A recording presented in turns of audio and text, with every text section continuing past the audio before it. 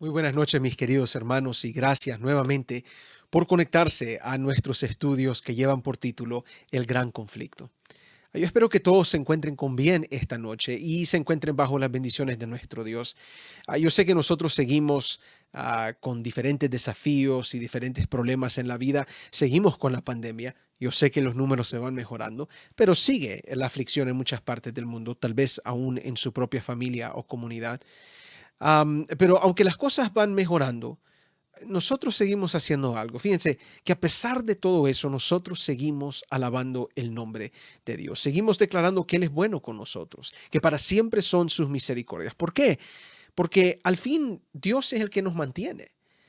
Dios es el que nos bendice y Dios nos sigue queriendo y amando, pase lo que pase en nuestro derredor. Ahora, mis queridos hermanos y amigos, en los últimos dos estudios, y esto es en manera de repaso, nosotros tomamos el tiempo de analizar lo que la Biblia dice acerca del papel y la persona del gran enemigo de Dios. Es más, dividimos los estudios en dos partes. Estuvimos viendo lo que la Biblia dice del gran enemigo en el Antiguo Testamento y lo que dice de este gran enemigo en el Nuevo Testamento. Y nosotros al hacer este estudio, comenzando con lo que la Biblia dice del enemigo en el Antiguo Testamento, nos enfocamos en el nombre Satanás, tanto en el significado del nombre como las características que se le atribuyen al enemigo en el Antiguo Testamento como Satanás. Y vimos que el Antiguo Testamento dice que Satanás, primero, es el gran adversario o oponente de Dios.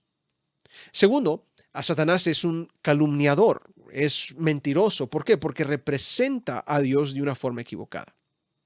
Tercero, Satanás incita al ser humano a rebelarse contra Dios y su voluntad, como lo hizo tanto con David y con Job, como lo vimos en ese estudio. Y Satanás vimos que es el gran acusador del ser humano. Y esto lo vemos claramente en Zacarías capítulo 3. Ahora, nosotros hicimos este mismo ejercicio con el Nuevo Testamento, excepto que nosotros le dimos un énfasis importante al nombre de diablo, que en griego es diablos. Este fue el estudio de hace 2 semanas, o si usted no lo está viendo en vivo, este fue el último estudio, el estudio número 6. Y en ese estudio nosotros también nos enfocamos en el nombre y las características del enemigo, pero del punto de vista del Nuevo Testamento nos dimos cuenta de unas cosas un poquito diferentes. Primero, por ejemplo, nos dimos cuenta que el diablo es un calumniador, un adversario. Segundo, el diablo desde el principio es mentiroso, dice las Escrituras, y él engaña al mundo entero desde el principio. Tercero, la Biblia nos dice a nosotros que el diablo es el tentador, específicamente el tentador principal en este universo. Y finalmente, vimos en el último estudio que el diablo es el que gobierna sobre el mal. Él busca cómo someternos bajo su imperio de ideas falsas y malignas. Pienso que hay muchas otras cosas que nosotros pudiéramos decir del enemigo, pero estas cosas saldrán a luz mientras nosotros progresamos en nuestros estudios. Pero por el momento, este resumen creo que nos describe adecuadamente lo que la Biblia nos dice del gran enemigo de Dios. Y en luz a todas estas cosas, yo creo que como cristianos y creyentes, nosotros debemos tomar en serio al enemigo. Sí, así es, tomar en serio al enemigo. Aunque nosotros sabemos que el enemigo ha sido derrotado por Cristo y veremos más de eso en este siguiente estudio, el enemigo sigue siendo un enemigo formidable, ¿verdad? El diablo sigue teniendo mucho poder y con mucha más razón. Nosotros tenemos que buscar a Dios cuando nosotros nos encontramos en esta lucha espiritual contra el enemigo. Y eso me lleva al segundo punto, que tenemos que recordar que solo Cristo nos puede dar la victoria. Solamente Cristo nos puede dar la victoria, hermanos. Y yo creo que eso, mientras vamos pasando en esta serie de estudios, se va a clarificar más y más. Y esto creo que lo vamos a comenzar a ver esta noche.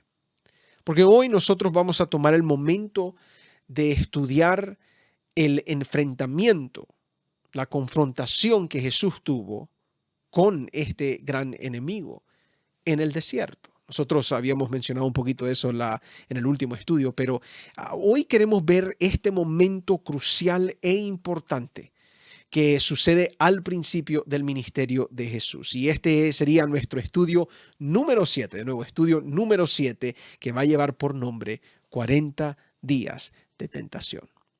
Pero antes yo les voy a invitar que donde sea que estén, con quien sea que estén, en este momento busquemos la bendición de Dios en nuestro estudio y vamos a orar en este momento. Oren conmigo. Querido Padre que estás en los cielos, gracias. Gracias, infinitas gracias te damos porque eres bueno y para siempre son tus misericordias, que aun cuando enfrentamos tantas cosas en esta vida, sigues con nosotros, nos sigues amando y queriendo, manteniendo y proveyendo por nosotros. Pedimos en este momento que tú te quedes presente en nuestro medio con mis hermanos, donde sea que estén, cada persona que esté escuchando este estudio igual. Y estamos pidiendo de que tu, tu Espíritu Santo pueda obrar entre nosotros, que pueda clarificar nuestras mentes y apuntarnos hacia la verdad y poder ver lo maravilloso que es tu palabra y cuánta diferencia puede hacer en nuestras vidas. Gracias por estar con nosotros. Bendícenos en este estudio. Te lo pedimos en el nombre de Cristo Jesús. Amén y amén.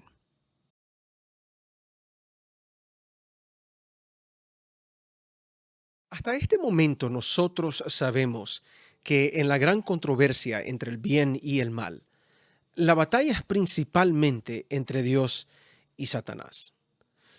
Y nosotros sabemos esto porque lo hemos visto en el Antiguo Testamento, ¿verdad? En el Jardín del Edén, por ejemplo, nosotros vemos cómo la serpiente claramente ataca a la persona y el carácter de Dios. En el caso de David, nosotros vemos cómo Satanás incita a David a rebelarse contra Dios y su voluntad. En la historia de Job, Satanás abiertamente desafía a Dios y su gobierno. Y en la visión de Zacarías capítulo 3, cuando se trata del sumo sacerdote Josué, Satanás viene y es reprendido por Dios abiertamente, porque cuando Dios quiere salvar y perdonar, Satanás está acusando y condenando. Ahora, en uno de estos casos, cada uno de estos casos, la Biblia nos presenta estas dos figuras principales en esta batalla, en este gran conflicto, ¿verdad? Por un lado, básicamente tenemos a Dios representando la justicia y la santidad, y por el otro lado tenemos a Satanás representando la rebelión y el pecado. Así que el gran conflicto es principalmente una lucha entre Dios y Satanás y lo que cada uno de ellos representa, las ideologías que siguen, la filosofía de vida, la misma ley.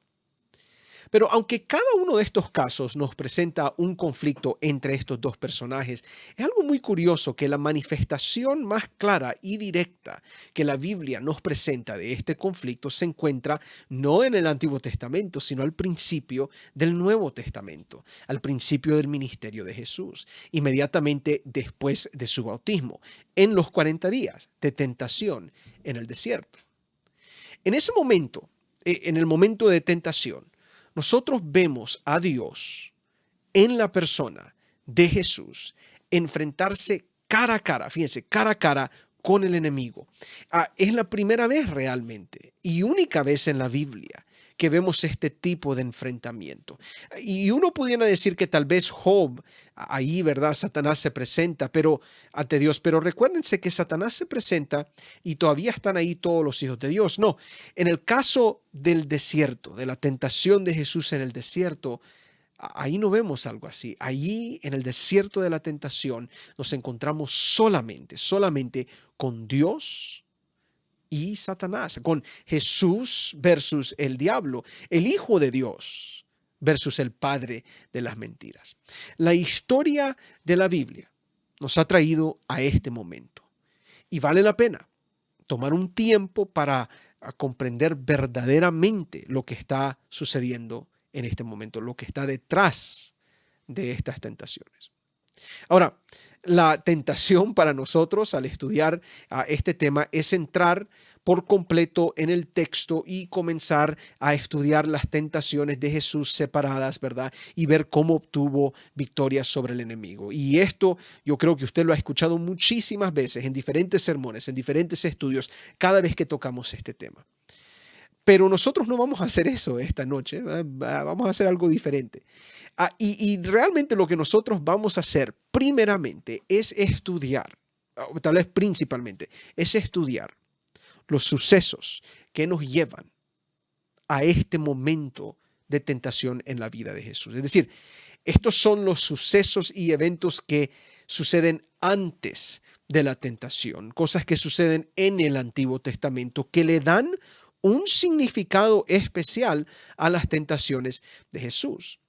Y en segundo lugar, y esto es lo que vamos a hacer esta noche también, ya que nosotros hemos contextualizado la tentación de Jesús correctamente, vamos a aplicar la historia de la tentación de Jesús en la historia del gran conflicto entre el bien y el mal. En otras palabras, ¿por qué es importante en esta meta historia, en esta meta narrativa, este momento de la tentación de Jesús? Así que de nuevo, primero vamos a comprender la historia que nos lleva a estas tentaciones. Y segundo, vamos a interpretar la tentación de Jesús en el contexto de la historia del gran conflicto. Ahora, la tentación de Jesús se encuentra en Mateo capítulo 4, también se encuentra en Marcos capítulo 1 y en Lucas capítulo 4. Pero no vamos a comenzar ahí. Esta noche nosotros vamos a hacer algo, como les dije, completamente diferente. Y más bien, la historia de la tentación de Jesús comienza no en Mateo capítulo 4, sino en el libro de Génesis, específicamente Génesis capítulo 3. Ahora, ustedes recuerdan la historia en Génesis capítulo 3. La Biblia dice que la serpiente le presenta la tentación a Adán y Eva, ¿verdad? Eva come primero del árbol, le da a Adán y después Adán come y el ser humano cae en pecado. Ahora, de repente Dios desciende. Ellos se dan cuenta que estaban desnudos, ¿verdad? Se van a esconder, Dios desciende y huyen de la presencia de Dios y eventualmente Dios comienza una conversación con ellos. Pero lo interesante sucede cuando Dios comienza a hacer ciertas declaraciones acerca del efecto del pecado y la consecuencia de la desobediencia de ellos. Y la primera de esas declaraciones es dirigida a la serpiente. De paso, la serpiente que es también el diablo y Satanás. Y yo quiero que ustedes noten lo que pasa en este texto. Así que vamos a ir a nuestras Biblias y vamos a buscar Génesis capítulo 3. Génesis capítulo 3, versículo 15. Yo tengo aquí mi Biblia de este lado, ¿verdad? Génesis capítulo 3, versículo 15. 14. Vamos a comenzar en el versículo 14. Y quiero que ustedes noten lo que pasa en este momento. Génesis capítulo 13, versículos 14 y 15. Ahí se los estoy subrayando. Espero que lo puedan ver suficientemente grande en la pantalla. ¿Qué es lo que dice el texto? Dice: Jehová Dios dijo a la serpiente: por cuanto esto hiciste, maldita serás entre todas las bestias y entre todos los animales del campo.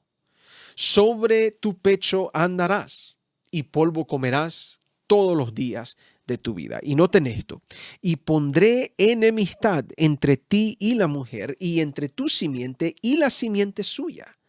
Esta te herirá en la cabeza, y tú le herirás en el calcañar. Ahora, este último versículo, el que leímos, el versículo 15, es un versículo muy, muy importante. Y en el mundo teológico tiene un nombre este versículo, créalo o no, ¿verdad? Pero tiene un nombre. En el mundo teológico, este versículo 15 es conocido como el protoevangelium. De nuevo, el protoevangelium. Ahí lo están viendo en sus pantallas. Y la palabra protoevangelium está compuesta de dos palabras griegas. Primero, protos, que quiere decir primero, ¿verdad? Ahí es donde sacamos, digamos, la palabra prototipo, ¿verdad? El primer tipo de algún invento, de alguna máquina o algo así. Y la segunda palabra es evangelium, que quiere decir buenas nuevas, que ahí es donde sacamos también la palabra evangelio. Al decir que el versículo 15 es el protoevangelium, lo que nosotros queremos decir es que aquí encontramos la primera mención del evangelio, las primeras buenas nuevas que Dios declara en la Biblia. Ahora, usted va siguiendo la historia, ¿verdad? El ser humano cae en pecado, la serpiente ha obtenido victoria, pero Dios promete la derrota de este enemigo. Y estas son buenas noticias, ¿verdad? Que el enemigo que hizo caer al ser humano eventualmente va a ser derrotado. En otras palabras, resumiendo esto, ¿verdad? Génesis 3:15 es el primer versículo evangelístico. Es el primer versículo que nos presenta evangelio. Ahora, ustedes notarán que las buenas nuevas de este versículo consiste en herir a la serpiente en la cabeza. Okay, vamos a regresar aquí rápidamente al texto, ¿verdad? Y aquí se los voy a poner. Aquí dice, ¿verdad? Pondré enemistad entre tu simiente y la simiente, y esta te herirá en la cabeza, ¿verdad? Y esto es importante, como ustedes saben, porque si usted quiere matar una serpiente, una víbora, no le corte la cola porque la serpiente sigue viva. Usted tiene que darle a la cabeza, ¿verdad? Usted tiene que asegurarse de que es la cabeza la que recibe la herida, la que recibe el golpe. Es la única manera de matar. Entonces, Dios en el versículo 15 declara que en algún futuro la serpiente, este gran enemigo de Dios, ¿verdad? Este diablo y Satanás, como lo hemos estudiado, sufrirá derrota completa. Recibirá una herida fatal. Pero ahora hagámosle esta pregunta, porque esto es importante. ¿Quién le da la herida mortal a la serpiente? ¿Quién ejecuta esa herida mortal a la serpiente? Y de acuerdo al texto, como ustedes lo ven en la pantalla, ¿verdad? Habla de la simiente, ¿ok? De la mujer, ¿verdad? Dice, noten, y pondré enemistad entre ti y la mujer, y entre tu simiente y la simiente suya. Y es esta simiente, la simiente de la mujer, que te herirá en la cabeza. ¿Okay? Ahora, esto es interesante, ¿ok? Porque la palabra que se traduce como simiente, ¿okay? Es la palabra sera. Es decir, la palabra que ustedes ven aquí, simiente, o sea, que dice tu simiente, ¿verdad? Entonces esta palabra simiente aquí, o la simiente de la mujer, la palabra que se usa es sera en hebreo. Y es una palabra que puede ser usada tanto en forma singular como plural, ¿verdad? Por tanto, en este contexto, en el contexto que nosotros estamos viendo este versículo y estamos viendo el uso de esta palabra, la palabra significa descendiente o descendientes. Puede ser hijo o hijos. Yo creo que ustedes captan la idea. Ahora, interpretando entonces Génesis 3, capítulo 15, la Biblia nos está diciendo, okay, agarrando todos estos conceptos, que la derrota final del enemigo sucederá a través de un hijo o hijos de la mujer. Okay. No nos especifica si es hijo o hijos, ¿verdad? Pero entendemos que puede ser una de estas dos interpretaciones. Ahora, si solo vemos el protoevangelium, es decir, si solo vemos Génesis 3:15, la primera mención del evangelio, nos encontramos con una promesa de victoria sobre el enemigo que se manifestará a través de o en los descendientes de la mujer. Ahora, esto es muy interesante, porque la promesa, en otras palabras, va a seguir allí en la simiente de esta mujer. Pero la siguiente vez que la Biblia habla de simiente, la siguiente vez que la Biblia habla y usa la palabra sera, que traducimos como simiente, es en la historia de Noé, justo antes del diluvio. Y noten lo que pasa aquí. Vamos a regresar aquí nuevamente a nuestras Biblias. Y vamos a ir a Génesis capítulo 9. ¿Okay? Génesis capítulo 9, versículo 8. Génesis 9, versículo 8. Y noten lo que la Biblia dice aquí, porque creo que esto es muy importante, ¿verdad? Aquí se los pongo. ¿Saben qué? Yo voy a hacer esto, creo que un poquitito más grande. Creo que a eso nos va a ayudar. Perfecto. Y miren lo que la Biblia dice. Dice, y habló Dios a Noé y a sus hijos con él, diciendo, he aquí yo establezco mi pacto con vosotros y noten, esto es importante, con vuestros descendientes después de vosotros. Aquí está la palabra descendientes, la palabra que usted ve subrayado allí en la pantalla, ¿ok? Dios va a hacer el pacto no solo con Noé y su familia, pero con los descendientes, con la simiente de Noé y su familia, noten esto, con Sera. ¿Okay? Y de nuevo, Han pasado muchas generaciones en el libro de Génesis. Se ha hablado de hijo y hijo, del hijo de fulano de tal, ¿verdad? Que lo engendró en tal año. Hay genealogías en el libro de Génesis, pero esta es la primera vez que se usa la palabra Sera nuevamente en hebreo. Es la siguiente vez que se habla de descendientes. Y lo que Dios está declarando es que hay promesa que cae sobre la simiente de Noé. Veía que fueron ellos los únicos en ese tiempo que confiaron en Dios antes del diluvio. Fíjense, en los descendientes de Noé, nosotros encontramos los descendientes de la mujer. La simiente de la mujer corre por la simiente de Noé. Es decir, ahí es donde la promesa que se le dio a la simiente de la mujer continúa con Noé. Pero eventualmente, como ustedes saben en esta historia, los descendientes de Noé se salieron desviando de las cosas de Dios. Y no todos, obviamente, pero se salió dividiendo los descendientes de Noé en dos grupos, entre los que fueron leales a Dios y los que no. Los de la Torre de Babel, ellos fueron y construyeron la torre, ellos fueron de los que no, ¿verdad? No fueron leales a Dios. Y por tanto, entonces, se tiene que establecer un nuevo pacto, ya que esa población y esos descendientes nuevamente se dividieron en dos grupos. Y entonces regresamos a este concepto de descendientes nuevamente en la historia de Abraham, este personaje muy, muy importante. Así que nosotros ahora buscamos en Génesis capítulo 12, versículo 1. Y este es un texto que ustedes conocen muy bien, yo creo que ustedes conocen muy bien, ¿verdad? ¿Qué es lo que dice la Biblia? Génesis 12, 1 al 3. Dice, pero Jehová había dicho a Abraham, vete de tu tierra y de tu parentela y de la casa de tu padre a la tierra que te mostraré. Y haré, dice el texto, de ti una nación grande y te bendeciré y engrandeceré tu nombre y serás bendición. Versículo 3, bendeciré a los que te bendijeren y a los que te maldijeren maldeciré. Y serán benditas en ti todas las familias de la tierra. Ahora, lo que nosotros apenas leímos, como ustedes saben, es el llamado que Dios le hace a Abraham. Y viene acompañado con promesa, con pacto, como se lo hizo con Noé, como se lo hizo a la simiente de la mujer, ahí en Génesis capítulo 3. La idea aquí en Génesis 12 es que Dios hará de Abraham una nación grande, va a salir de los descendientes de Abraham una grande nación. Y en Abraham, o de Abraham, habrá bendición para todas las familias de la tierra. Y yo quiero que usted note esto es muy interesante, ¿ok?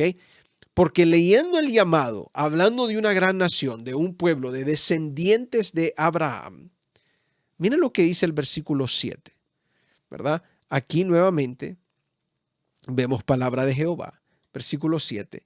Y pareció Jehová a Abraham y le dijo, a tu descendencia daré esta tierra. Y edificó ahí un altar a Jehová, quien le había aparecido. Ahora, ¿por qué es importante este texto? ¿Por qué? Porque aquí nuevamente encontramos el concepto de descendencia. ¿Y cuál es la palabra hebrea que se usa para descendencia? ¿Cuál es esa palabra? La palabra Sera. Aquí, por tercera vez en la Biblia, sale la palabra Sera. En la promesa a la simiente de la mujer, que iba a haber derrota del enemigo, en Noé, que fue el único fiel, y ahora Abraham, el que recibe el pacto con Dios, ¿verdad? El que hace este pacto con Dios. Y esto es muy interesante. En cuanto nomás leemos el versículo 7, hay una explosión de uso de este concepto de Sera en la Biblia. Y estos solo son algunos ejemplos, ¿verdad? No podemos verlos todos, pero esto es solo para ilustrar. En Génesis capítulo 13, versículo 15, Génesis capítulo 13, versículo 15, siempre en la misma historia de Abraham, ¿verdad?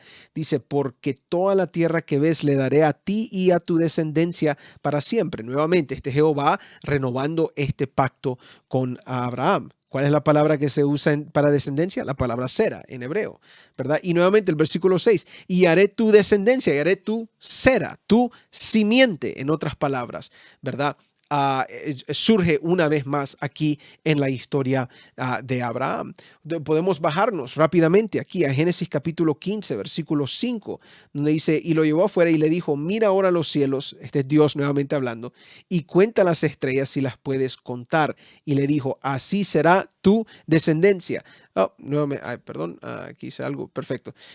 Entonces aquí la palabra descendencia, nuevamente, Sera. Y usted lo va a ver esto otra vez en el versículo 13, un poquito más adelante. Entonces Jehová dijo a Abraham, ten por cierto que tu descendencia, que tu Sera, ¿ok? Morará en tierra ajena. Entonces, ¿qué es lo que estamos encontrando? De paso, usted continúa leyendo y usted lo va a encontrar en el versículo 18, en Génesis 17:7, en Génesis 17:8, en Génesis 17:9, en Génesis 17:10, en Génesis 17:19, en Génesis 21:12, todo en el contexto de Abraham y su familia. Y ahora regresando a esta palabra Sera, a este concepto de simiente, de descendientes. Esto no es coincidencia, mis queridos hermanos. Realmente cuando nosotros estamos viendo la historia, cuando estamos leyendo la Biblia, ¿qué es lo que nos indica? Nos indica por dónde va la simiente de la mujer. La simiente que carga con la promesa de victoria que nosotros encontramos en Génesis 3:15, ahí está, ahí continúa. Pasó por Noé, la promesa pasa por Noé y sus descendientes y ahora se encuentra en Abraham y sus descendientes.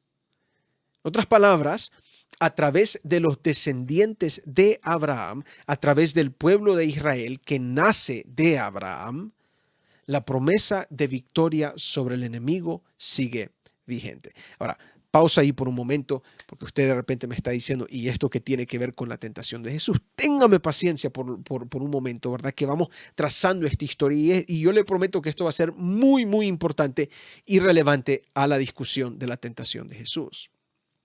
Ahora, después que Dios hace toda esta promesa y estos pactos con Abraham, ya que han pasado los años, y los descendientes de Abraham han crecido a ser un pueblo numeroso, como llegó a ser el pueblo de Israel, ellos se encuentran en esclavitud en Egipto. Y Dios manda a Moisés, como ustedes saben en la historia, con una misión de liberación. Y en las órdenes que Dios le da a Moisés, yo quiero que usted note lo siguiente. Regresamos aquí a nuestras Biblias y vamos ahora a buscar Éxodo capítulo 4. Éxodo capítulo 4, el versículo 21. Ahora, noten esto, ¿ok? Éxodo 4, 21. De paso, yo espero que ustedes también estén buscando en su Biblia, ¿verdad? Porque es importante que vayamos analizando esto juntos. Pero miren lo que pasa aquí, porque esto es importante, ¿ok? Y dijo Jehová a Moisés, ¿verdad? Aquí Dios le está dando órdenes a Moisés acerca de su misión en Egipto. Y dice, cuando hayas vuelto a Egipto, mira que hagas delante de Faraón todas las maravillas que he puesto en tu mano. Pero yo endureceré su corazón de modo que no dejará ir al pueblo. Y nota el versículo 22. Y dirás a Faraón, Jehová ha dicho así, Israel es mi hijo, mi primogénito. Ya te he dicho que dejes ir a mi hijo para que me sirva, mas no has querido dejarlo ir. He aquí, yo voy a matar a tu hijo, tu primogénito. Ahora, hermanos, esto, honestamente, esto es muy, muy importante, porque usando las mismas palabras de Dios, el propósito de Moisés, la misión de Moisés era de sacar, noten esto, lo vamos a subrayar así, ¿ok? Al hijo de Dios, ¿ok? Ahí lo vamos a subrayar para que quede claro, ¿ok? Al hijo de Dios. Dios literalmente le dice a Moisés que le diga a Faraón, deja ir a mi hijo, deja ir a mi primogénito. Israel, el pueblo, es mi hijo, deja ir a Israel. Ahora, en este momento, okay, porque si usted va siguiendo la historia aquí, ¿verdad? En este momento y no antes que Dios declara a Israel como su hijo, ¿ok? En este momento usted tiene que comenzar a pensar en este idioma de la Biblia, ¿verdad? Hasta el momento hablamos de simiente, descendientes de Abraham, descendientes de Noé, descendientes de la mujer. Sabemos que ellos van cargando la promesa. Pero ahora Jesús, Dios viene y mira a Israel y dice, no, ese es mi hijo, ¿ok? Es mi hijo y por tanto tomando lo que la Biblia nos está revelando en este momento y usando de nuevo las mismas palabras de Dios, nosotros podemos decir, ah, o pienso, vamos a tomar la libertad, vamos a ponerlo así, ¿verdad? De decir que la experiencia del pueblo de Israel de aquí en adelante es efectivamente la experiencia del Hijo de Dios. Y de paso, cuando yo digo Hijo de Dios, estoy hablando de Hijo de Dios, la H en minúscula, ¿verdad? No en mayúscula. No estamos usando el título de Jesús en el Nuevo Testamento, sino sencillamente estamos usando la manera como Dios se expresa de su pueblo, ¿verdad? En otras palabras, de aquí en adelante nosotros podemos intercambiar el nombre de Israel con Hijo de Dios o Hijo de Jehová. Espero que me estén siguiendo. De paso, usted siga la historia en este momento. No se me vaya a confundir, ¿ok? Nos estamos apegando al texto de la Biblia. Y yo le voy a invitar que trate por un momento de ignorar lo que usted ya sabe del título de Hijo de Dios. Y vamos a enfocarnos únicamente en lo que nosotros estamos leyendo. Y no, ¿qué es lo que vamos a hacer? Vamos a intercambiar. Cuando digamos pueblo de Israel, también podemos llamarlo Hijo de Jehová o Hijo de Dios. Entonces hagamos una pregunta, ¿ok? Ya que vamos viendo toda esta historia. ¿Qué entonces pasa con el pueblo de Israel que también es conocido como el Hijo de Dios o el Hijo de Jehová? Bueno, primeramente, el pueblo es liberado de Egipto. Nosotros sabemos eso. El pueblo sale de Egipto, sale de la opresión egipcia. Pero noten esto, en vez de poseer la tierra prometida inmediatamente, el pueblo sale desarrollando una historia muy, muy complicada en el desierto, sumamente complicada en el desierto. Ahora, no tenemos tiempo para pasar cada detalle de las cosas que suceden del camino de Egipto hacia la tierra prometida, hacia donde Dios los quería llevar. Pero yo quiero que usted note conmigo algunos puntos que son relevantes a nuestra discusión de hoy, puntos sumamente, sumamente relevantes a lo que viene en un momento. Regresemos aquí a nuestras Biblias, ¿ok? Ahí estamos. Y en primer lugar, ¿qué es lo que pasa en la historia de este pueblo? De nuevo, estamos resaltando algunos detalles. Bueno, en primer lugar, Dios provee comida en la forma de maná en Éxodo capítulo 16. Pero mientras pasa el tiempo, Dios hace un milagro increíble, ¿verdad? Proveyéndoles comida. Pero mientras pasa el tiempo, cuando llegamos a Números capítulo 11, el pueblo de Israel, este hijo de Dios o este hijo de Jehová, se queja de este pan del cielo. Busquemos aquí rápidamente en nuestras Biblias, en Números capítulo 11, versículo 4. Y noten lo que pasa aquí, ¿verdad? Yo se los voy a subrayar aquí. Noten esto, ¿ok? Dice la Biblia, vamos a ver, ahí lo tienen, perfecto, ahí está en medio, ¿ok? Dice, y la gente extranjera que se mezcló con ellos tuvo un vivo deseo. Y los hijos de Israel también volvieron a llorar y dijeron, ¿quién nos diera a comer carne? Nos acordamos del pescado que comíamos en Egipto de balde, de los pepinos, los melones, los puerros, las cebollas y los ajos. Y ahora, dicen ellos, nuestra alma se seca, pues nada sino este maná ven nuestros ojos. Miren, ellos se están quejando de la comida que Dios les estaba proveyendo a ellos. ¿Y qué es lo que pasa con este momento? Que ellos se quejan, que ellos están rechazando el pan que Dios les está dando. Eventualmente Dios castiga al pueblo de Israel, a este hijo de Dios por estas quejas. Si usted continúa leyendo, Él les manda codornices, les manda carne hasta morir, literalmente hasta morir, ¿verdad? Entonces, encontramos a un pueblo que se queja del pan que Dios les está dando a ellos. Rechazan el pan que Dios provee. En segundo lugar, hablando de estos detalles importantes en la historia del pueblo de Israel, es decir, del Hijo de Dios, Dios había hecho grandes milagros para poder sostener a su pueblo, para mantenerlo firme y seguro a través de su viaje en el desierto. Pero en Éxodo 17, el pueblo de Israel, es decir, este llamado Hijo de Jehová, nuevamente se comienza a quejar con Dios porque ahora le faltaba agua. Entonces, por un lado se queja porque tienen pan del cielo, no lo quieren. Ahora le falta agua Y esto llega a ser un problema. Pasa una historia muy conocida en las Escrituras.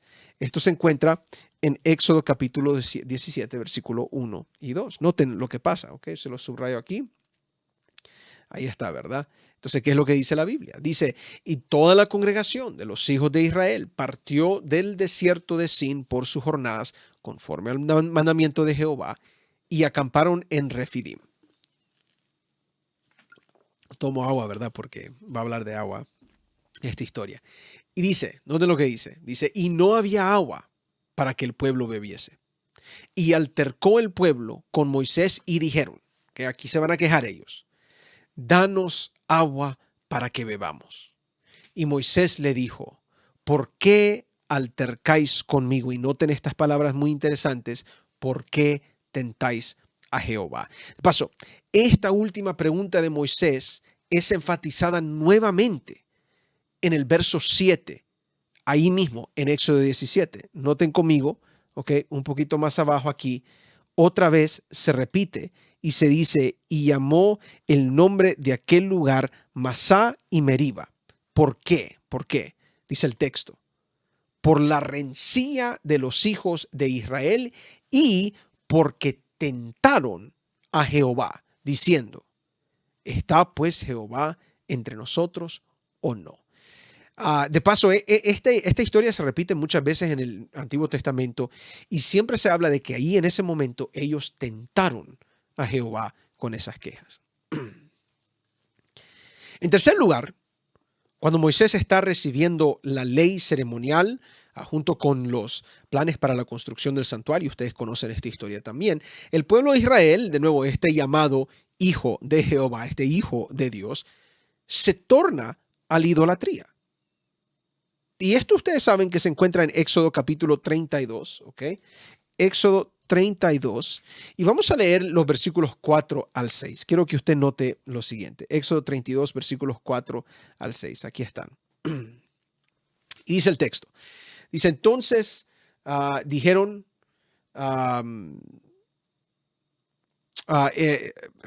Perdón, me estoy perdiendo aquí, ok, porque estoy viendo mis notas y también estoy viendo aquí la pantalla. Ok, aquí está, ¿verdad?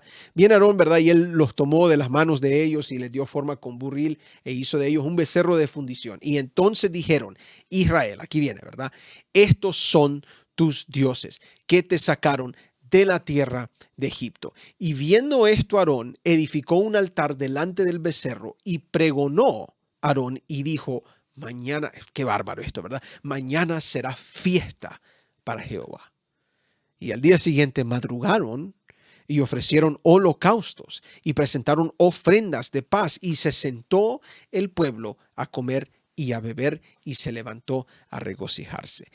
Y ustedes saben muy bien, ¿verdad? Que este momento de idolatría, este momento cuando ellos se ponen a servir, a adorar a otro Dios, también fue castigado por Dios. El pueblo sufre castigo y hubo gran mortandad entre ellos por esto mismo.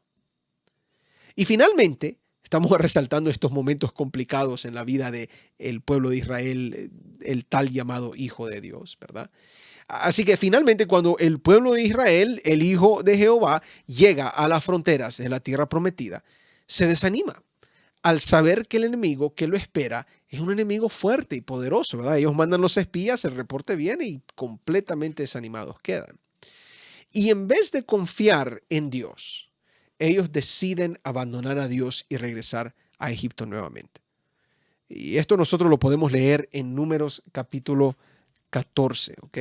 Números capítulo 14. Y vamos a leer los primeros versículos de este capítulo, ¿verdad? Que los encuentran aquí. Dice, entonces toda la congregación gritó y dio voces y el pueblo lloró aquella noche y se quejaron contra Moisés y contra Aarón todos los hijos de Israel. Y les dijeron toda la multitud, ojalá muriéramos en la tierra de Egipto o en este desierto, ojalá muriéramos. ¿Y por qué nos trae Jehová a esta tierra para caer a espada y que nuestras mujeres y nuestros niños sean por presa? ¿No nos sería mejor volvernos a Egipto? Y dice el versículo 4, aquí un poquito más adelante, versículo 4, y decían el uno al otro, designemos un capitán y volvámonos a Egipto. Esto a mí siempre me asombra, ¿verdad? Es increíble, increíble la actitud del pueblo de Dios después de todo lo que ellos habían pasado. Pero por esta mentalidad, Dios prohíbe la entrada a la tierra prometida a una generación completa. Todos ellos que estaban quejándose en ese momento no entran a la tierra prometida. ¿Y cuál es el castigo de esto? No solo es que no entran a la tierra prometida, es que ellos tienen que pasar 40 años más en el desierto. Es decir, Dios también los castiga a ellos con 40 años en el desierto. Entonces, ¿qué es lo que nosotros tenemos en esta historia complicada de Israel, del pueblo de Israel, de este tal llamado Hijo de Jehová? ¿Qué es lo que podemos concluir? Bueno, resumamos todo lo que hemos visto. Primero, tenemos a un pueblo o a un hijo que es sacado de Egipto por mano de Jehová. Pero después tenemos a un pueblo, un hijo, que no quiso ser sostenido por el pan que Dios proveía. Tercero, tenemos a un pueblo, a un hijo, ¿verdad?, que tentó a Jehová con sus quejas, específicamente ahí en Meriba. También, número 4, tenemos a un pueblo, a un hijo, que adoró a otros dioses. Entró a la idolatría. Y por último, tenemos a un pueblo, de nuevo, a este tal llamado hijo, que por no confiar en Dios tiene que sufrir 40 años en el desierto. Y por eso, cuando nosotros llegamos al libro de Deuteronomio, Moisés le aconseja al pueblo lo siguiente. Yo quiero que usted note lo que dice Deuteronomio capítulo 6, versículos 10 al 17. Okay, vamos a ir a Deuteronomio capítulo 6, versículos 10 adelante. Ahora, es un texto algo largo, pero sigan conmigo, ¿verdad? Porque yo creo que ustedes van a ir captando algunas cosas importantes. Entonces dice el versículo 10, cuando Jehová tu Dios te haya introducido en la tierra que juró a tus padres, Abraham, Isaac y Jacob, que te daría, en ciudades grandes y buenas que tú no edificaste, y casas llenas de todo bien que tú no llenaste, y cisternas cavadas que tú no cavaste, viñas y olivares que no plantaste, y luego que comas y te sacies. Miren lo que dice el versículo 12. Cuídate de no olvidarte de Jehová que te sacó de la tierra de Egipto de casa de servidumbre. A Jehová tu Dios, aquí está el versículo 13, a Jehová tu Dios temerás y a él solo servirás y por su nombre jurarás.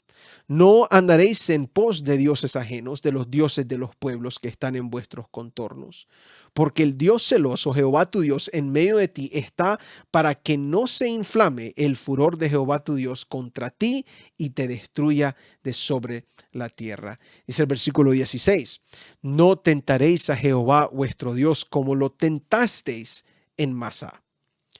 Guardad cuidadosamente los mandamientos de Jehová vuestro Dios y sus testimonios y sus estatutos que te ha mandado. Qué curioso, ¿verdad? El consejo que ellos reciben por todas esas experiencias, pero agregámosle un poquito más porque si pudiéramos seguir leyendo todo esto, algunas otras cosas, pero bajemos rápidamente, de paso, este es un discurso completo, en Deuteronomio capítulo 8 ahora, Deuteronomio capítulo 8, y miren todo lo que está subrayado ahí lo ven en sus pantallas. Y noten, esto es muy interesante, ¿ok? Dice, cuidaréis de poner por obra todo mandamiento que yo os ordeno hoy para que viváis y seáis multiplicados y entréis y poseáis la tierra que Jehová prometió con juramento a vuestros padres. Y te acordarás, dice el texto, de todo el camino por donde te ha traído Jehová tu Dios estos 40 años en el desierto. Ahí están los 40 años en el desierto, para afligirte, para probarte, para saber lo que había en tu corazón, si habías de guardar o no sus mandamientos. Y te afligió y te hizo tener hambre y te sustentó con maná, comida que no conocías tú ni tus padres la habían conocido, para hacerte saber que no solo de pan vivirá el hombre, mas de todo lo que sale de la boca de Jehová vivirá el hombre. De paso, miren esto, los consejos están ahí. Ellos tenían que haber aprendido de lo que les había pasado, lo que les había pasado en el pasado. Pero después de Moisés, después que Moisés dice todas estas cosas, inspirado por Dios, Dios le dio muchas oportunidades al pueblo de Israel y pueblo de Israel, intercambiándolo a este supuesto hijo de Dios. Muchas oportunidades para mantener una buena relación con Él, para mantenerse fiel a sus principios, para que Dios pudiera cumplir las promesas entre ellos. Pero progresivamente el pueblo se desvió de los caminos de Dios. Y ahí adelantando en el Antiguo Testamento llegamos a las profecías del profeta Oseas. Y Oseas en el capítulo 11, en el versículo 1 y 2, dice algo muy interesante. Vamos a ir aquí a Oseas capítulo 11, versículos 1 y 2. Y miren lo que dice. Esto es fascinante. Esto cierra esta historia de cierta manera. Dice, cuando Israel era muchacho, yo lo amé. Y de Egipto llamé a mi hijo. Cuanto más yo los llamaba, tanto más se alejaban de mí. A los Baales sacrificaban y a los ídolos ofrecían sahumerios. En resumen, mis queridos hermanos, el pueblo de Israel, el supuesto hijo de Jehová, hijo de Dios, esta simiente de la mujer de Noé y de Abraham, estos descendientes que llevaban consigo la promesa de la victoria sobre el enemigo, como se mencionó en Génesis 3:15, más bien son vencidos por el enemigo.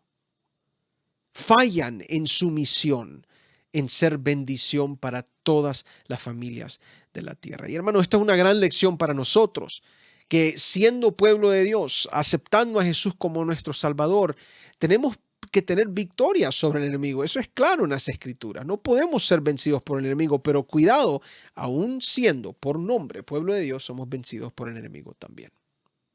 Pero ellos fallaron. Ellos tenían una promesa que cargar, ellos tenían una misión que cumplir y ellos fallan en todas esas cosas. Y ahora, mis queridos hermanos, entonces, después de todo eso, ¿okay? Es ahora que nosotros llegamos a Cristo Jesús. Jesús nace en Belén, como dice la historia navideña, ¿verdad? Nace de forma humilde, nace de forma pobre. Pero inmediatamente Jesús enfrenta un problema opresivo. Los Reyes Magos habían llegado, ¿verdad?, a buscar a Jesús. Primero se encontraron con el rey aquel entonces de esa área, con Herodes. Le presentan su plan, ellos le dicen esto va a ser aquí, ¿verdad? Ellos continúan con su paso, pero Herodes quiere saber porque quiere matar a este niño, ¿verdad? Y en Mateo 2 encontramos esa historia donde Herodes intenta matar al niño Jesús, pero un ángel se le aparece a José. Y lo que viene aquí, hermanos, no pierda esto, lo que viene aquí es muy, muy importante. Vamos a regresar aquí nuevamente a nuestras Biblias y vamos ahora a buscar Mateo capítulo 2, versículo 13. Ahora noten, ¿ok? Después que partieron ellos, ellos son los Reyes Magos, ¿ok? Dice la Biblia. He aquí un ángel del Señor apareció en sueños a José y dijo, levántate y toma al niño de su madre y huye a Egipto y permanece allá hasta que yo te diga, porque acontecerá que Herodes buscará al niño para matarlo. Dice el versículo 14, y él despertando tomó de noche al niño y a su madre y se fue a Egipto. Dice el versículo 15, y estuvo allá hasta la muerte de Herodes, para que se cumpliese lo que dijo el Señor por medio del profeta cuando dijo, de Egipto llamé a mi hijo. Ok. Pasemos ahí por un momento. Ok. Noten ese último versículo. Para que se cumpliese lo que dijo el Señor por medio del profeta cuando dijo, de Egipto llamé a mi hijo. Esa última frase, ¿ok?, que ustedes están viendo ahorita en sus pantallas, esa última frase apenas la leímos en el libro de Oseas.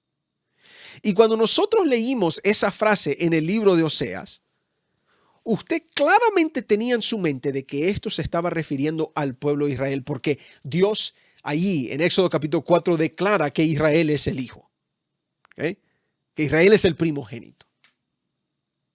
En el libro de Oseas, el Hijo de Dios El hijo que es llamado de Egipto es nada más y nada menos que el pueblo de Israel, que fue sacado de Egipto. Pero ahora allí en Mateo capítulo 2, esta frase se aplica a Cristo Jesús, que significa que aquí al principio del Nuevo Testamento comenzamos a ver un cambio significativo.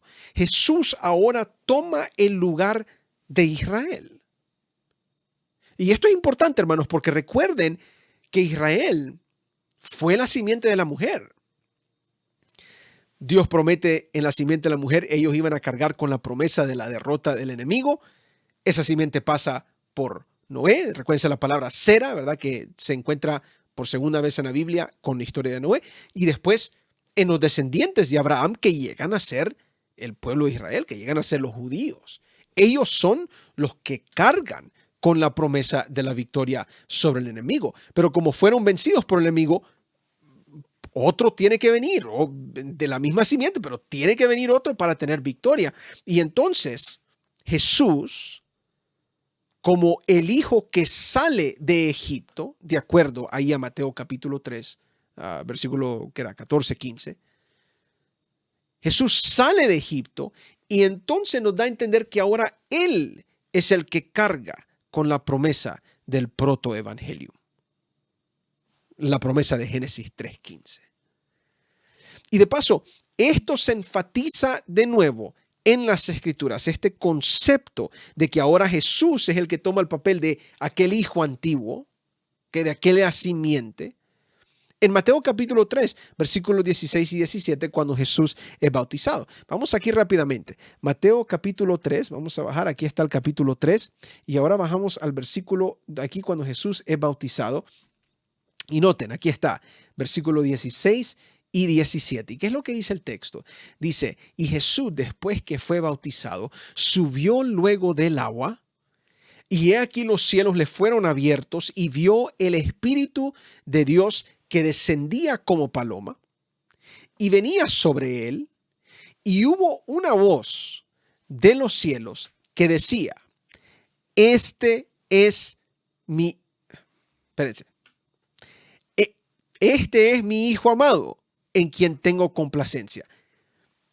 Eso suena exactamente como las palabras que Jehová le dice a Moisés, cuando le dice, mira, Israel es mi hijo. Este es mi hijo. No, aquí Dios está diciendo, mi hijo amado es Jesús. Es en él quien tengo complacencia.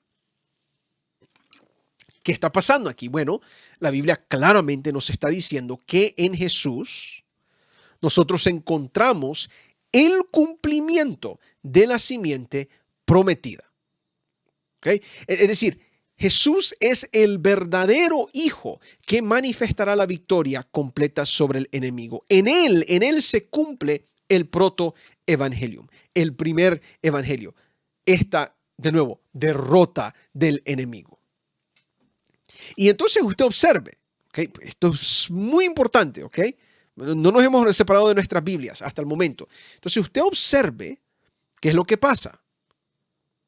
La Biblia nos dice en el siguiente versículo, ya que la Biblia ha establecido de que hay una reversa de roles, ¿verdad? Ya no es el pueblo de Israel el hijo, sino ahora Jesús el hijo.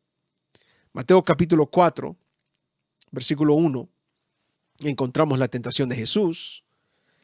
Y entonces la Biblia dice, entonces Jesús fue llevado por el Espíritu al desierto para ser tentado por el diablo. Dice el versículo 2, y después de haber ayunado 40 días y 40 noches, tuvo hambre. Ahora, hermanos, miren, esto es muy interesante, porque así como el pueblo de Israel en la antigüedad fue guiado por Dios al desierto, ¿ok? Capten esto conmigo. Jesús también es llevado por el Espíritu al desierto. ¿Okay? Miren las similitudes.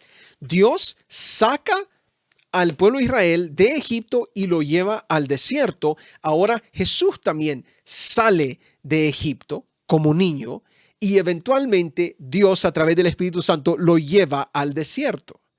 Y noten esto, así como el pueblo pasó 40 años en el desierto, Jesús también pasa 40 días en el desierto. Hermanos, nada de esto es coincidencia. De paso, tengo que decirles esto, ¿ok? Yo sé cómo nosotros hemos expuesto este capítulo de Mateo 4 y esta tentación de Jesús. No voy a decir nada malo de eso, pero lo que yo quiero que ustedes noten hoy es cómo la Biblia entera apunta a Cristo. Esto no es coincidencia. Lo que usted está viendo ahorita en la Biblia no es coincidencia que esos detalles suenan tan similares al antiguo hijo de Jehová, al pueblo de Israel. Todo esto es a propósito, todo con el fin de demostrar que Jesús, no el pueblo de Israel, en Jesús se están cumpliendo las promesas.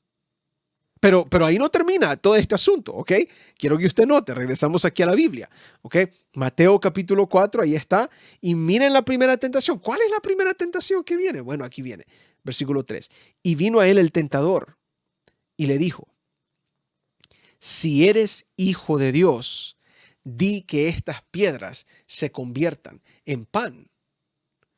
Dice el versículo 4, él respondió y dijo, escrito está, no solo de pan vivirá el hombre, sino de toda palabra que sale de la boca de Dios. Hermanos, esto se pone mejor todavía. Porque Satanás ataca directamente el estatus de Jesús como el hijo legítimo de Dios, ¿verdad? Ahí lo vemos, ¿verdad? Él dice, mira, si tú verdaderamente eres el hijo de Dios. Y en cierta manera, Satanás está tentando a Jesús a dudar que él es el hijo de la promesa, que él es la simiente de la mujer de Génesis 3:15. Pero noten, así como el pueblo de Israel, ¿verdad? Aquel antiguo hijo de Jehová fue tentado con la comida en el tiempo del maná, Jesús también es tentado con la comida en un contexto similar. Pero aquí viene la diferencia. Donde Israel falló en el pasado, Jesús obtiene la victoria. Israel no dependió de toda palabra que sale de la boca de Jehová. Jesús sí lo hizo. Y no es coincidencia que cuando Jesús viene y da la respuesta a Satanás, cuando él saca su escrito está, ¿qué es lo que él saca? Él saca lo que se escribió ahí en Deuteronomio 6, 7, 8. Los consejos que Dios le estaba dando al pueblo a través de Moisés por toda la experiencia que ellos habían pasado en el desierto, camino hacia la tierra prometida. Pero ahí no terminan las cosas. Regresemos nuevamente aquí a nuestras Biblias y continuemos leyendo. Segunda tentación. Entonces el diablo le llevó a la santa ciudad y le puso sobre el pináculo del templo y le dijo, si eres hijo de Dios, échate abajo, porque escrito está, a sus ángeles mandará cerca de ti y en sus manos te sostendrán para que no tropieces con tu pie en piedra. ¿Y cuál es la respuesta de Jesús? Y Jesús le dijo, escrito está también, no tentarás al Señor tu Dios. De paso, ¿a dónde es que está escrito eso? En los mismos consejos que el pueblo de Israel recibe de Moisés por la experiencia que ellos habían tenido. Nuevamente, el pueblo de Israel, aquel antiguo hijo de Jehová, cayó en pecado cuando se pusieron a tentar a Dios con sus quejas. Satanás trata de inducir a Jesús a lo mismo. ¿Y qué es lo que encontramos? Donde Israel falló en el pasado, Jesús obtiene la victoria. Israel tentó a Dios con sus quejas, Jesús no lo hizo. Citando de nuevo Jesús mismo, todos los textos que Jesús cita en este momento son de Deuteronomio 6 al 8. Terminemos la historia, terminemos la tentación. Aquí está. Sí, ahí me están viendo, perfecto. Mateo 8. 4:8, Mateo 4:8, dice, otra vez le llevó el diablo a un monte muy alto y le mostró todos los reinos del mundo y la gloria de ellos y le dijo, todo esto te daré si postrado me adorares. Y entonces Jesús le dijo, vete, Satanás, porque escrito está, al Señor tu Dios adorarás y a Él solo servirás. Otra vez citando de Deuteronomio 6 al 8. Y el diablo entonces le dejó, y aquí vinieron ángeles y le servían.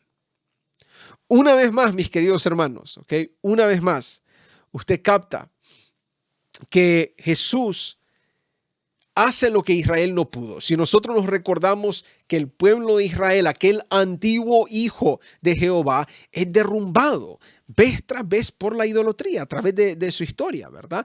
Y comenzando con ese momento del becerro de oro. Muchas veces en su historia, Israel adoró a otros dioses. Se postró ante imágenes e ídolos que no representaban a Dios. Y Satanás trata de inducir a Jesús a lo mismo. Le dice, hey, póstrate ante mí y te voy a dar todas estas cosas. Pero noten, donde Israel falló en el pasado, Jesús obtiene la victoria. Israel adoró y sirvió a otros dioses. Jesús no lo hizo.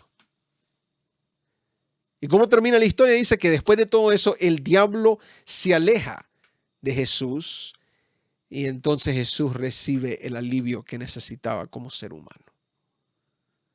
Hermanos, yo quiero que usted note lo que está pasando en esta historia en su contexto bíblico correcto. Usted va a notar lo que ya habíamos dicho en los hijos de Israel. Tenemos un pueblo, un hijo que es sacado de Egipto por mano de Jehová. Tenemos un pueblo, un hijo que no quiso ser sostenido por el pan que Dios proveía. Tenemos un pueblo, un hijo que tentó a Jehová con sus quejas. Un pueblo, un hijo que adoró a otros dioses. Un pueblo, un hijo que por no confiar en Dios tiene que sufrir 40 años en el desierto. Pero en Jesús nosotros tenemos a un hijo que es sacado de Egipto por órdenes de Dios. Tenemos a un hijo que no depende de pan, sino de toda palabra que sale de la boca de Jehová, lo que Israel no pudo hacer. Tenemos a un hijo que no tienta a Dios con sus acciones como lo hizo Israel en el pasado. Tenemos en Jesús a un hijo que no adora a otro Dios, solo sirve a Jehová, algo que Israel no hizo en el pasado.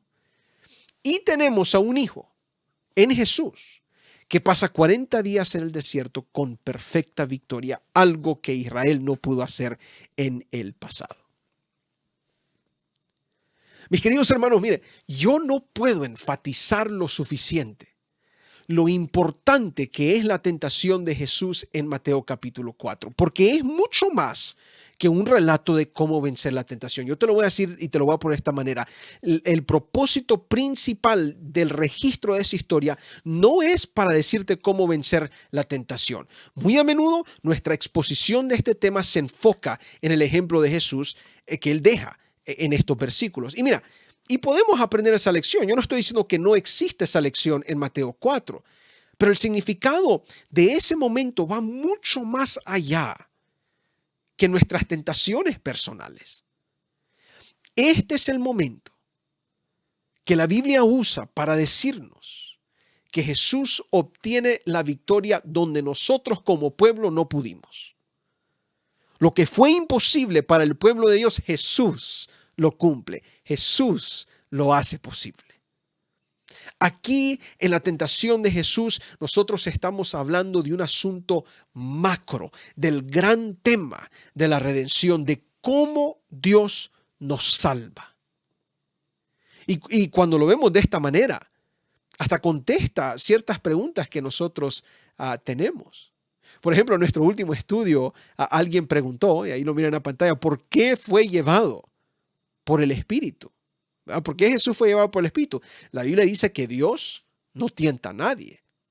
Y es muy buena pregunta. Pero claro, es cierto que la Biblia dice que Dios no tienta a nadie. Pero si yo estoy viendo esto del lente de mis tentaciones a través del punto de vista de lo que yo sufro como pecador y las tentaciones que yo voy a pasar, eso de que el Espíritu lo lleve al desierto no tiene mucho sentido. Pero cuando lo miro de lo que realmente está pasando en la historia de la redención, en la historia de la salvación, en esta historia del gran conflicto entre el bien y el mal, tiene mucho sentido que el Espíritu lleve a Jesús al desierto para ser tentado por el enemigo. ¿Por qué? Porque esto comprueba a todos que Él es el verdadero Hijo de Dios, que Él es la simiente de la mujer, que Él es el que cumple con la promesa del protoevangelium de Génesis capítulo 3, versículo 15. Es decir, el Espíritu lleva a Jesús al desierto para pasar por la experiencia del pueblo de Israel, porque para salvarnos Él tiene que conocer nuestras debilidades, Él tiene que saber cuáles son nuestras tentaciones, con la diferencia de que Él no va a caer en pecado. El Espíritu lleva a Jesús al desierto para ser tentado, para comprobar que donde el pueblo falló, Jesús sale siendo victorioso. Y por tanto, en Jesús se recupera lo que se había perdido.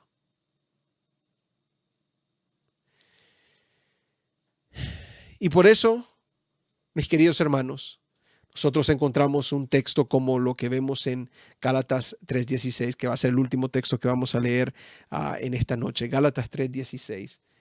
Y creo que esto cierra muy bien lo que nosotros estamos tratando de decir. Gálatas 3:16 dice: ahora bien, a Abraham fueron hechas las promesas y a su simiente.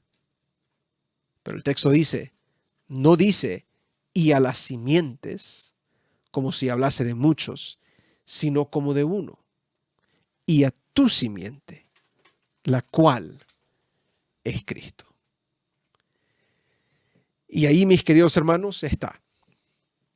La simiente de la mujer es Cristo. En Él hay victoria. En Él la serpiente queda derrotada. En Él hay evangelio, hay buenas nuevas. En Él se cumple la promesa. Yo quiero que usted de aquí en adelante mire la historia de la tentación de una manera completamente diferente, reconociendo lo que Jesús está haciendo por nosotros. Está pasando por nuestra experiencia en el desierto de este mundo, pero teniendo la victoria, obteniendo la victoria por nosotros. Les invito a que en este momento, por favor, inclinen sus rostros conmigo si vamos a orar. Oremos.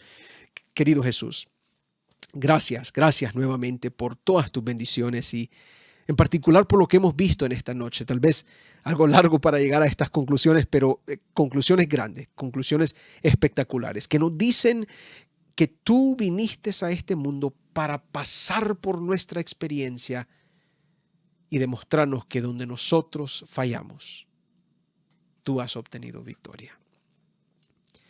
Padre, nosotros no podemos contra el enemigo, es muy fuerte para nosotros, pero tú has podido contra el enemigo.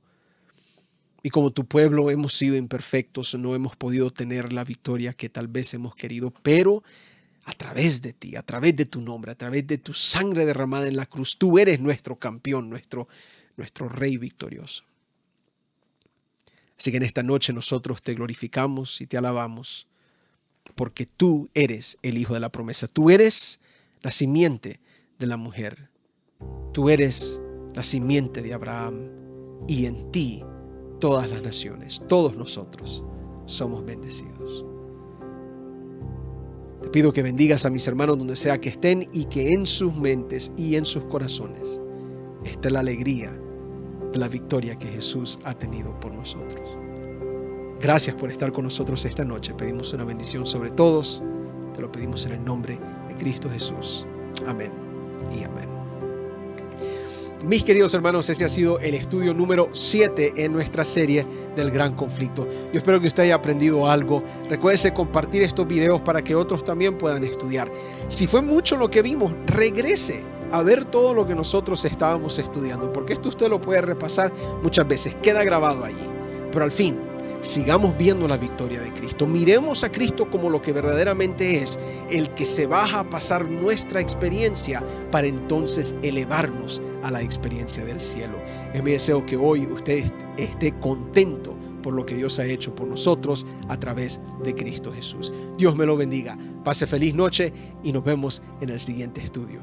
Bendiciones.